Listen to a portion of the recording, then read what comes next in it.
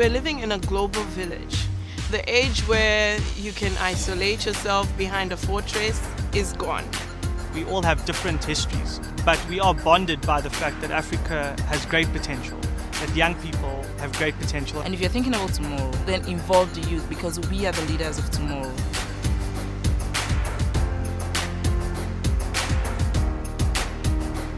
One of the challenges with peacekeeping and security in Africa is the challenge of securing our borders. People fighting for power, fighting for resources, fighting for jobs. There seems to be an obstacle to the idea of saying we need help, especially when it comes to issues of peace and conflict. Africa's best resource, which is the young people, is what is being used in terms of conflict, used as foot soldiers to go and fight these wars. I think it's a lack of opportunities that allow youth to be swept up by terrorists, by social unrest. Unemployment is what is the cause of a lot of the violence. Of all the challenges, we decided to address fostering African unity. One of the prerequisites would be developing infrastructure that would connect different regions to foster trade. We can ease visa regulations and restrictions. We can make it easier to do business.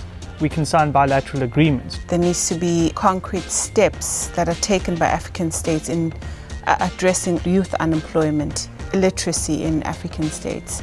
Job creation is through education. Our school curricula need to be tailored to include programs that promote peace and reconciliation, at the same time teaching diversity.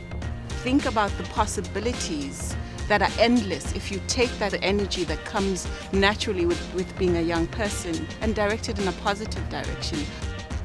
The youth are a part of the solution, and it's very, very important to engage the youth in the decision-making process at all levels.